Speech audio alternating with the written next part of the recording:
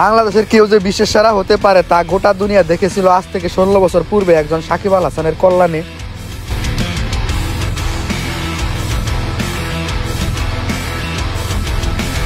সময়টা ছিল 2009। ক্রিকেটে বাংলাদেশ তখনও বিশ্বের কাছে এত পরিচিত ছিল না।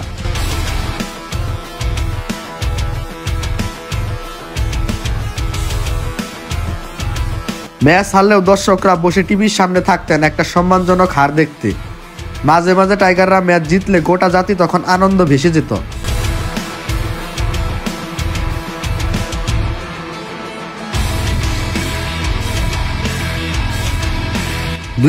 সালে বাংলাদেশের ক্রিকেটে আগমন ঘটেছিল এক বিস্ময়কর বালকের, নাম সাকিব আল হাসান, যাকে সাকিবুল হাসান নামে ডাকা হতো বেশি।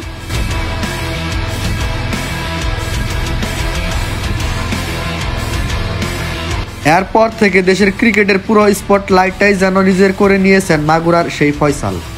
নিজেকে পরিণত করেছেন বিশ্বসেরা অলরাউন্ডার সাকিব আল হাসানে।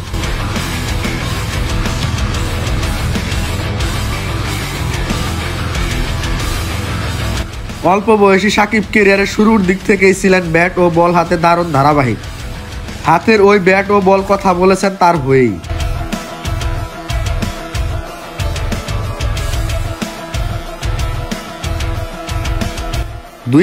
সালে অভিষেক হওয়ার পর সেই ছোট্ট সাকিবুল হাসান ক্যারিয়ারের মাত্র 3 বছরের মধ্যেই বিশ্ব ক্রিকেটে নিজেকে সেরাদের সেরা বানিয়েছিলেন।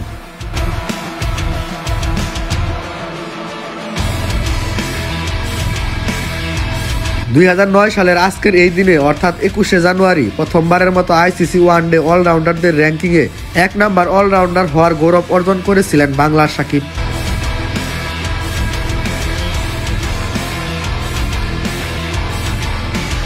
সেই দিন নিজের পাশাপাশি বাংলাদেশের ওই লাল সবুজের পতাকা আইসিসি র্যাঙ্কিংয়ে প্রথম স্থানে নিয়ে গিয়েছিলেন সাকিব। তারপরের ইতিহাস তো সবারই জানা।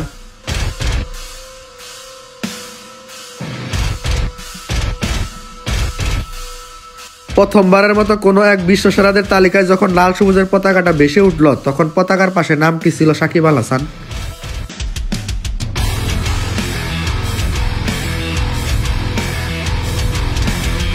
সেই দিনের সেই ছোট্ট সাকিবুল পেছনে ফেলে এসেছিলেন Jacques Kallis, Andrew Flintoff, Jacob ওরামদের মতো রথী মহারথীদের।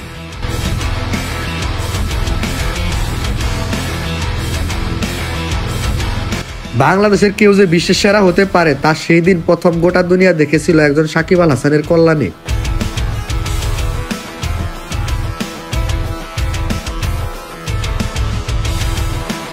এরপর থেকে একের পর এক অর্জনে ভেঙেছেন, গড়েছেন অজস্র রেকর্ড। ভক্তরা তো ভালোবেসে তাকে ডাকতে শুরু করলেন রেকর্ড আল হাসান নামেই।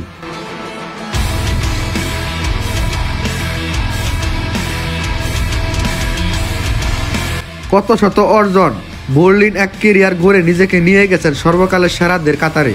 যেখানে উচ্চতায় সাকিব, সেখানে তার পাশাপাশি জ্বলজ্বল করে লাল সবুজের ওই পতাকা।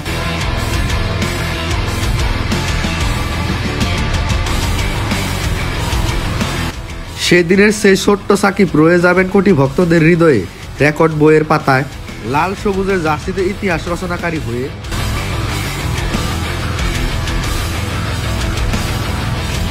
আরাফাত ইসলাম রিয়াদ, স্পোর্টস ইনসাইডার্স।